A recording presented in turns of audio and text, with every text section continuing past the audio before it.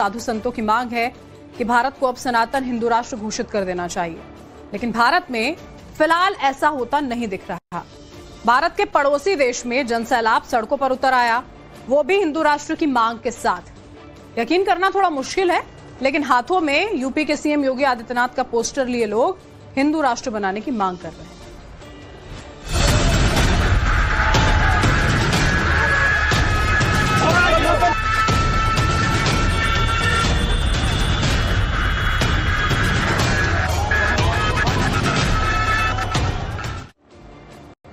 इस वक्त की बड़ी खबर नेपाल से आपको बता रहे हैं। हिंदू राष्ट्र की मांग करती भीड़ की तस्वीरें जो हैं वो निकलकर सामने आई हैं। पड़ोसी देश नेपाल का जोश आई है। नेपाल में हिंदू राष्ट्र की मांग को लेकर लोग सड़कों पर उतर आए।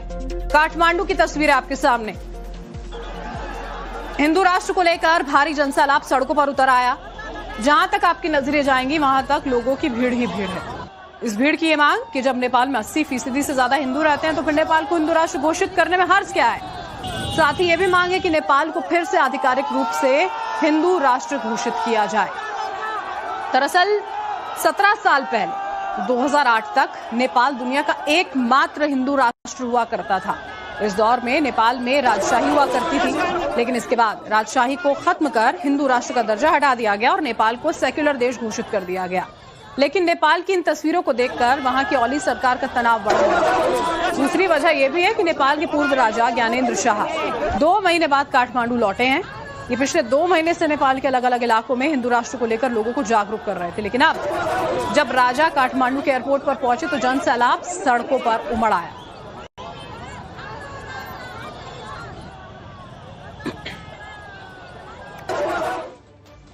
और ये पूरी खबर है क्या, समझिए जरा, थोड़ी और डिटेल से आपको बताते हैं। राजा ज्ञानेंद्र के समर्थन में नेपाल के लोग ये नारे लगा रहे हैं कि राजा का महल खाली करो, हमारे राजा आ रहे हैं। आपको बता दें कि राजा ज्ञानेंद्र शाह वही व्यक्ति हैं जिन्हें 2008 में नेपाल की सत्ता से हटाकर राजशाही को खत्म किया गया था।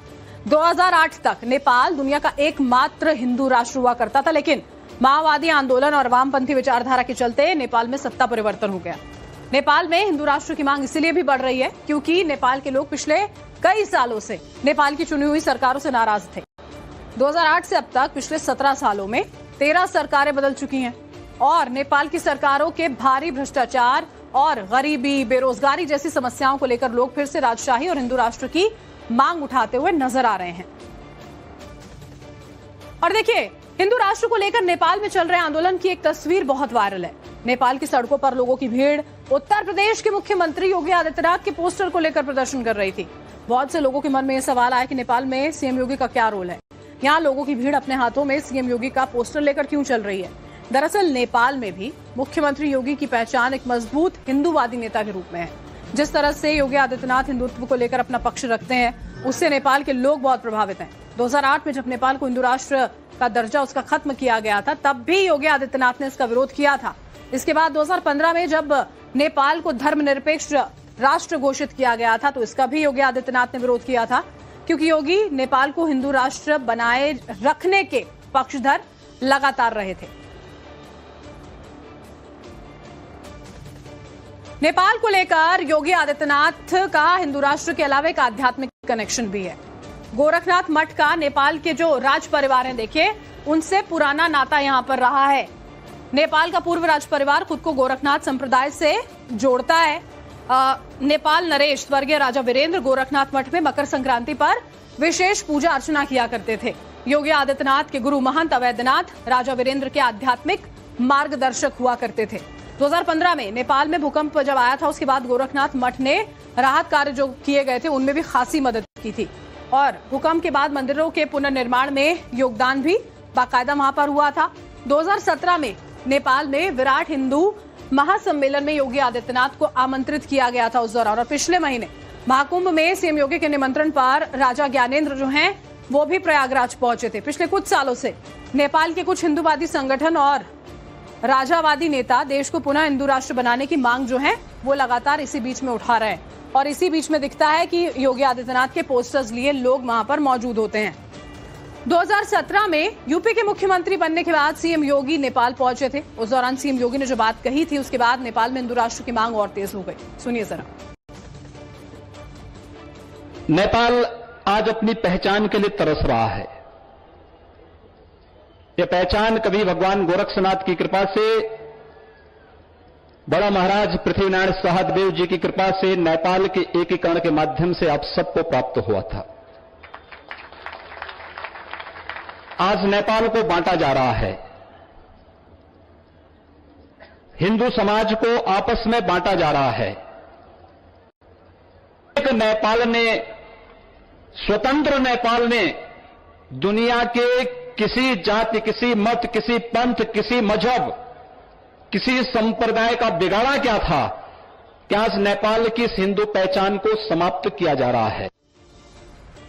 और इस पूरी खबर से जुड़ा हुआ एक और दिलचस्प फैक्ट जो है उसके बारे में भी आपको थोड़ी सी जानकारी दे देते हैं। राज परिवार गुरु गोरखनाथ को अपना राजगुरु मानता है। नेपाल के राजा के राजमहल के पास ही दरअसल गोरखनाथ की गुफा मौजूद थी। उस समय के राजा पृथ्वीनारायण शाह गुरु गोरखनाथ के दर्शन के लिए पहुंचा करते थे, जाते थे वहां पर, और पृथ्वीनारायण की भक्ति से खुश होकर नेपाल के एकजुट होने का वरदान जो है वो उनको दिया गया था। तभी से गुरु गोरखनाथ को राज परिवार से खिचड़ी चढ़ाने की परंपरा जो है वो शुरू की थी, जो अब तक चलती है, आज तक चली आ रही है खिचड़ी चढ़ाने की परंपरा। नेपाल के शाही परिवार की तरफ से गोरखपुर मठ में अभी भी जो खिचड़ी है उसे भेजा जाता है।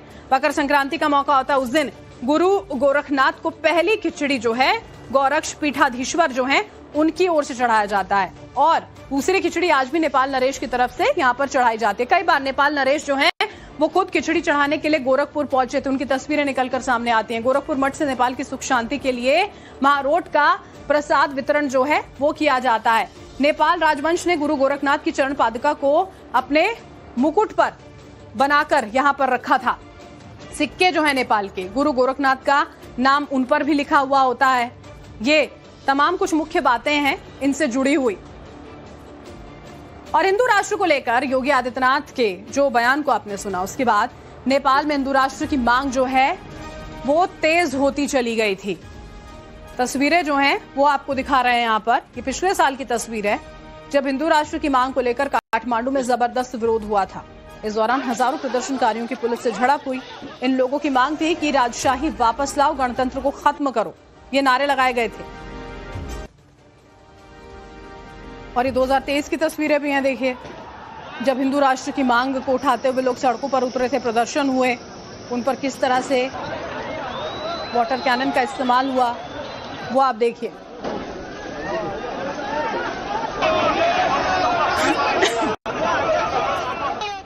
और नेपाल के हिंदू संगठनों का तर्क है कि अगर सनातन को बचाना है तो सेक्युलर कहने से काम नहीं चलेगा।